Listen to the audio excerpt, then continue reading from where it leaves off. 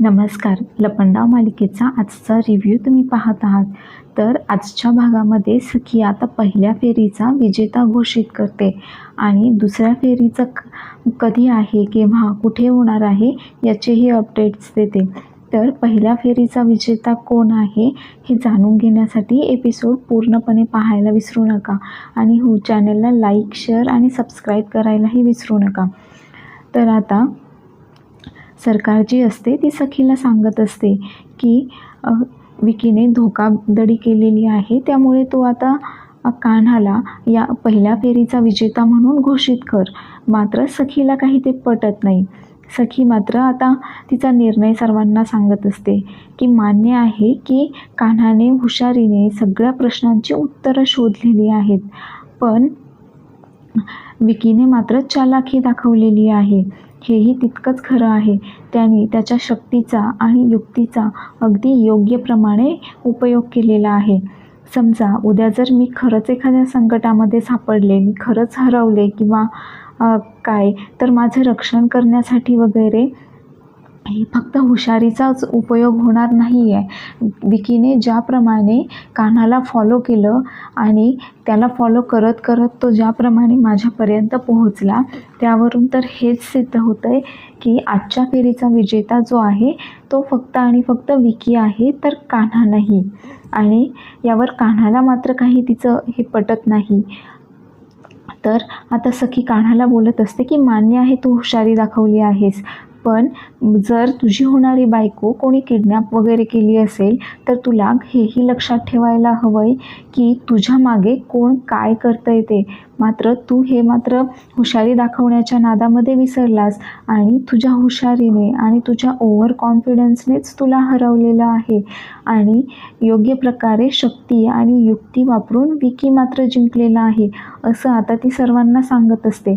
आणि त्यामुळे हे मीनाक्षी काकू आणि परशुराम काका जे असतात ते दोघेही फार खुश झालेले असतात, कारण विकी जो असतो तो त्यांनीच या स्वयंवरामध्ये उतरवलेला कॅन्डिडेट असतो.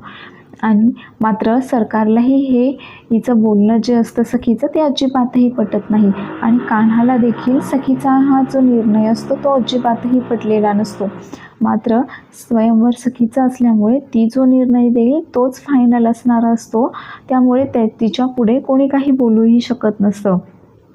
तर आता सखी उद्याच्या म्हणजेच पुढच्या फेरीचे जे काही अपडेट्स आहे तेही देत असते की उद्याची फेरी जी असेल ती इथेच होणार आहे, आजची फेरी इथेच संपलेली आहे वगैरे. आता तिने विकीला विजेता म्हणून घोषित केल्यानंतर सर्वजण विकीची पाठ थोपाटत असतात. तर विकीचे वडीलही त्याची पाठ थोपाटत असतात. तर ते मीनाक्षी काकू आणि परशुराम काका फारच खुश झालेले असतात. मात्र हा निर्णय फक्त कान्हा आणि सरकार या दोघांनाही हा निर्णय मान्य नसतो. आता सखीने दुसऱ्या दिवशीच्या फेरीची अनाऊन्समेंट केल्यानंतर लगेच तिथे पत्रकार वगैरे जे असतात ते विकीची आणि सखीची मुलाखत घेण्यासाठी त्यांच्याकडे धाव घेतात. तर कान्हा मात्र फक्त हतबल होऊन पाहत बसलेला असतो आणि सरकार जी असते ती मात्र तिच्या तोऱ्यातच तिथून निघून जाते.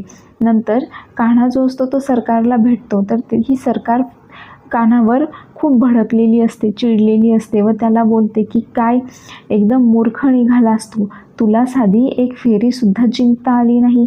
अरे तू तुझ्या हुशारीने तिच्यापर्यंत पोहोचला, ते सर्व काही ठीक होतं, पण तुझ्या मागे तो विकी तुझा पाठलाग करतोय, तो तुला फॉलो करतोय, इतकी साधी गोष्टसुद्धा तुझ्या कशी लक्षात आली नाही, तू या गोष्टीकडे दुर्लक्ष करून चालणार नाही वगैरे, असं ती आता कान्हाला समजावत असते. आणि कानावर फार चिडलेली असते व बोलते की तुझ्यामुळे, फक्त आणि फक्त तुझ्यामुळे माझ्या तोंडाशी आलेला घास हा हिरकावला गेलेला आहे. तर आता कान्हा मात्र गोंधळात पडतो की सरकार असं काय बोलतात की माझ्यामुळे यांच्या तोंडाशी आलेला घास कसा हिरकावला गेला वगैरे. तर तो तसं सरकारला विचारतोही की ते ठीक आहे, पण मला एक प्रश्न आहे की सखी बोलली मंडपामध्ये की तिने जे काही प्रश्न दिले होते त्या प्रश्नांचं उत्तर सर्वात आधी तिच्या आईला म्हणजे तुम्हाला कळायला हवं होतं की तिची नाळ कुठे पुरलेली आहे. तुम्ही तुमच्या हातानेच तिची नाळ त्या बागेमध्ये पुरलेली होती, सखी सदन चाळीजवळ असलेल्या सखी बागेमध्ये वगैरे. मग ही गोष्ट तुमच्या लक्षात कशी काही नाही आली आणि तुम्ही मला मदत करायला हवी होती तिला शोधण्यासाठी वगैरे, असं कान्हा आता सरकारला बोलत असतो. मात्र ही सरकार म्हणजेच तेजस्विनी फार चिडलेली असते व त्याला बोलते की या स्वयंवरामध्ये भाग कोणी घेतलेला आहे, या स्वयंवरातला स्पर्धक कोणी आहे. मग ही सगळी उत्तरं कोणाला शोधायची होतीस, तुला ना.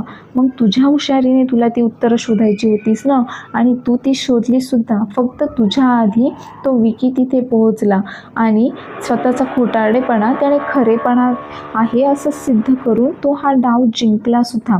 आता कान्हा सरकारला सांगत असतो की काहीही झालं तरी पुढच्या फेऱ्या मात्र मीच जिंकणार आहे आणि हे स्वयंवरसुद्धा फक्त आणि फक्त मीच जिंकेल वगैरे, असं तो आता सरकारला सांगत असतो. तर सरकार त्याला सांगते की हो, पण त्यासाठी तुला विकीकडे बारीक लक्ष ठेवावं लागेल. त्याला अजिबातही दुर्लक्षित करून चालणार नाही. तो काहीही करू शकतो हे स्वयंवर जिंकण्यासाठी वगैरे. तर आता इकडे हा विकी आणि परशुराम काका दोघंही मस्त हॉटेलमध्ये पार्टी करत बसलेले असतात. तर विकी त्या परशुराम काकाला सांगत असतो की कसं त्याने आपला खोटेपणा जो आहे तो एकदम खरेपणा बनवून, एकदम प्रामाणिक बनवून वगैरे, प्रामाणिकपणाचा आव आणून सखीला मूर्ख बनवलं आणि ही पहिली फेरी जी आहे ती त्याने आरामात फक्त आणि फक्त कान्हाला फॉलो करत जिंकली. तर हा परशुराम काका विकीला सांगत असतो की ते सगळं ठीक आहे, पण पुढच्या 2 फेऱ्याही तुलाच जिंकायच्या आहेत, हेही लक्षात ठेव. तरच तू हे स्वयंवर जिंकणार आहे आणि ही कामत इंडस्ट्री जी आहे ती आपली होणार आहे. नाहीतर आपलं काही खरं नाही. आणि दोघांचं असं बोलणं सुरू असताना तेवढ्यातच फोनवर मेसेज पडतो आणि सखी लाईव्ह आलेली असते. तर परशुराम काका विकीला सांगतो, तुझी होणारी भावी बायको आता लाईव्ह आलेली आहे, काय म्हणते पहा. तर आता सखी जी असते ती सोशल मीडियावर लाईव्ह आलेली असते आणि ती स्वयंवराचे अपडेट सगळ्यांना देत असते. तर स्वयंवराची पहिली फेरी संपलेली आहे आणि त्यामध्ये विकी जिंकलेला आहे हे ती सर्वांना सांगते. आणि बाकी खूप लोकांचे आता तिच्या स्वयंवराबद्दल खूप सारे प्रश्न असतात, ती त्यांचीही उत्तरं देत असते. तर त्यातील पहिला प्रश्न असतो की पुढची फेरी काय असणार आहे. त्यावर सखी मात्र पुढच्या फेरीबद्दल काही सांगत नाही व बोलते, मी सगळं आजच सांगून टाकलं तर उत्सुकता काय असेल बरं त्या पुढच्या फेरीची वगैरे. आता इकडे कान्हाच्या चाळीमध्ये सुद्धा सर्वजण तिचं लाईव्ह पाहत असतात, कारण सर्वांनाच या स्वयंवराची फार जास्त उत्सुकता असते. तर त्यातील काही प्रश्नांमध्ये एक जण तर चक्क सखीला माझ्यासोबत लग्न करतेस का, मी तुला राणीसारखं वगैरे ठेवेल असं सांगतो. त्यावर सखी सांगते की मला राणीसारखं नाही, मला एकदम साधारण मुलीसारखं, 4 चौघींसारखं आयुष्य जगायचं आहे. त्यामुळे सॉरी, तुला राणीसाठी तू दुसरी शोध वगैरे. आता प्रत्येकजण हाच प्रश्न विचारत असतो की पुढची फेरी काय असणार आहे, पुढच्या फेरीमध्ये काय होणार आहे वगैरे. तर एक क्लू म्हणून सखी सगळ्यांना सांगते की ठीक आहे, तुम्ही इतके जण एक्सायटेड आहात तर मी तुम्हाला एक छोटासा क्लू देते की जेणेकरून तुम्हाला कळेल. व सखी सांगते की पुढच्या फेरीमध्ये असं काही असणार आहे की त्याने तोंडचं पाणीसुद्धा पळणार आहे आणि तोंडाला पाणीसुद्धा सुटणार आहे. आता आणि असं बोलून ती लाईव्ह बंद करते. तर आता हा विकी फार चिडलेला असतो व विचार करत असतो की असं काय असेल की ज्याने तोंडचं पाणीही पळेल व तोंडाला पाणीही सुटेल. तर ही उर्मिला काकू ही ते लाईव्ह पाहत असते आणि तेवढ्यात तेथे गौतम काका येतो. तर ती गौतम काकाला विचारायचा प्रयत्न करत असते की नक्की सांग की सखीने पुढच्या फेरीसाठी काय प्लॅन केलेला आहे, काय आहे पुढची फेरी. मला माहीत आहे की तुला नक्कीच सखीने सांगितलेलं असेल वगैरे. पण गौतम काका मात्र तिला काही एक सांगत नाही व तिला बोलतो की तू जाऊन झोप, म्हणजे कळेल तुला उद्या उठल्यावर पुढची फेरी काय आहे वगैरे. तर कान्हा आता इकडे चाळीमध्ये आलेला असतो आणि त्याचा मित्र आहे किरण, तो लगेच त्याच्याकडे येतो. आता या किरणला पाहून खरं तर कान्हा आधी दडसकतोच, त्याला वाटतं इथेही कोणी मारायला आलं आहे की काय. पण किरणला खरंच कान्हाची फार काळजी वाटत असते व तो कान्हाला सांगत असतो, अरे किती लागलं आहे तुला, मी तुला टी व्हीवर पाहिलं तेव्हाच मला तुझी फार काळजी वाटत होती वगैरे. तेवढ्यातच त्या चाळीतले एक काका मस्त ढोल ताशा वाजवतच तिथे येतात. सर्व लहान मुलं व चाळीतले सगळेच लोक जे असतात ते आता तिथे जमा होतात. कोणी ताटवाट्या वगैरे वाजवत असतं, कोणी ताशा वाजवत असतं, तर कोणी मस्त त्याच्यावर नाचत असतं. असं सगळं वातावरण आता इकडे चाळीमध्ये असतं. तर त्या एक काकू असतात चाळीतल्या, त्या आता कान्हाला सांगत असतात की कान्हा, आम्हाला तुझ्यावर भरपूर विश्वास आहे आणि आम्हाला माहीत आहे की ते हे स्वयंवर तूच जिंकेल वगैरे. तर आता या दाभाडे मावशीसुद्धा तिथे आलेल्या असतात, पण त्यांना खरं तर कान्हाची फार काळजी वाटलेली असते व कान्हाला अशा अवस्थेमध्ये पाहून त्यांना फारच वाईट वाटत असतं. तर त्या कान्हाला सांगतात की कान्हा, मला खात्री आहे की हे स्वयंवर तूच जिंकशील, पण स्वतःच्या तब्येतीची जरा काळजी घेत जा तू जेवलायस की नाही वगैरे ते त्याला विचारतात. तर कान्हाने नाही बोलल्यानंतर त्या बोलतात की चल मी तुला जेवायला वाढते वगैरे, आणि चाळीतल्या बाकी लोकांनाही बोलतात की जा, तुम्हाला काही जेवायचं वगैरे नाही आहे का आज, जा पटकन जेवून घ्या वगैरे. तर कान्हा आता त्याच्या मित्रासोबत बोलतो आणि मावशींकडे जेवायला निघून जातो. तर इकडे सखीचं लाईव्ह आता बंद झालेलं असतं आणि तेवढ्यात तिथे सरकार तिला भेटायला येते. तर सरकार येताच सखी आता सरकारला विचारते, काय मग सरकार, कसा झाला आज माझ्या स्वयंवराच्या सरकशीतला पहिला खेळ वगैरे, असं ती असं मुद्दामच थोडंसं टोचून वगैरे सरकारला बोलत असते. तर सरकार तिला बोलत असते की मला तर वाटलं होतं तू फार बालिश आहेस आणि तेच खरं निघालं. काय काय डाव होता हा आजचा, कुठेतरी बागेमध्ये लपवून बसली होतीस तू आणि काय तर मला शोधा आणि मला शोधणारा काय तर विनर असेल वगैरे, हे असं कुठे असतं का वगैरे, असं आता ही सरकार तिला बोलत असते. तर आता सरकारच्या कुठल्याच बोलण्यानं ही सखी मात्र काही खचून वगैरे गेलेली नसते आणि सरकारच्याही हे लक्षात आलेलं असतं की सखीने हे सगळं स्वयंवर कमी आणि फक्त सरकारशी बदला घेण्यासाठी चालवलेला खेळ जास्त आहे. आणि सरकार तसं सखीला बोलतेही की हे स्वयंवर कमी आणि तू माझ्याशी बदला घेण्यासाठी रचलेला डाव खेळ हा जास्त वाटत होता, पण तुझ्या एक लक्षात येत नाही आहे, माझ्याशी पंगा घेण्याच्या नादामध्ये तू तुझं नुकसान करतीयेस आणि काय तर कुणाला निवडलंस तू पहिला विजेता म्हणून, तर त्या विकीला, अगं तुला कळतंय का, त्यांच्या कंपनीच्या पूर्ण वर्षाचा जो प्रॉफिट असतो ना, तो आपल्या कंपनीच्या 1 महिन्याच्या प्रॉफिटपेक्षा सुद्धा किती कमी आहे वगैरे.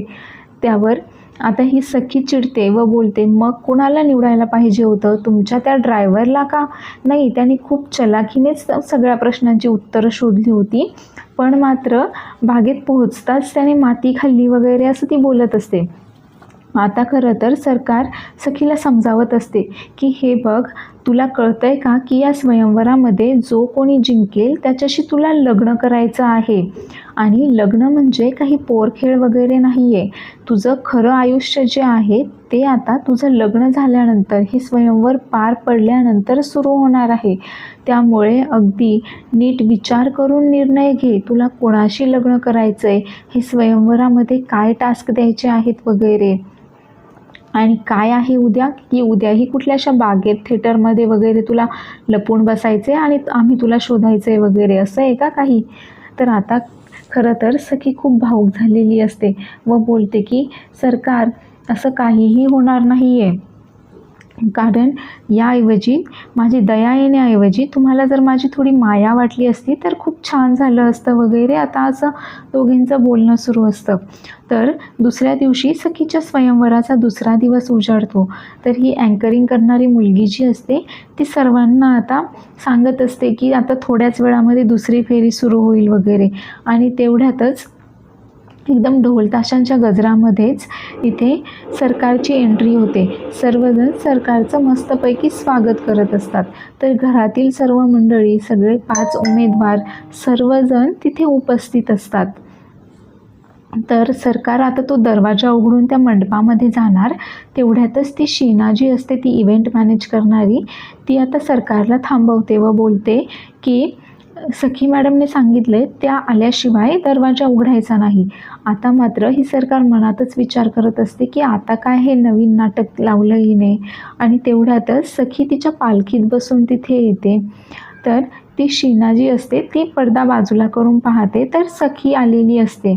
आता दुसरा डाव जो असतो तो सुरू होतो व सखी सर्वांना सांगते की तुम्हाला कृष्णावळ न वापरता खमंग अशी भजी बनवून दाखवायची आहेत. आता मात्र सगळेच उमेदवार जे असतात ते गोंधळतात की हे कृष्णावळ काय आहे. तर ही सरकारसुद्धा तिला विचारते की काय आहे ही कृष्णावळ. त्यावर सखी सांगते की हाच तर टास्क आहे आजचा. त्यांना कृष्णावळ काय आहे याचा अर्थ शोधायचा आहे आणि ते न वापरता या सर्व उमेदवारांना खमंग अशी भजी बनवून दाखवायची आहेत. आता सर्वच उमेदवारांप्रमाणे कान्हासुद्धा तयारीला लागलेला असतो. आता त्याने भजी बनवण्यासाठी कांदे घेतलेले असतात आणि विचार करता करताच त्याच्या हातातनं एक कांदा खाली पडतो आणि घरंगळतच तो सखीच्या खुर्चीसमोर येऊन पडतो. तर कान्हा आता तो कांदा उचलण्यासाठी जातो. तर तेवढ्यातच त्याच्या काहीतरी लक्षात येतं. तो काहीतरी विचार करत असतो की कोणीतरी हा शब्द वारंवार बोलत असतं कृष्णावळ कृष्णावळ वगैरे आणि कदाचित त्याला कृष्णावळचा अर्थ समजलेला असावा. तर चॅनेलला सबस्क्राईब करायला विसरू नका.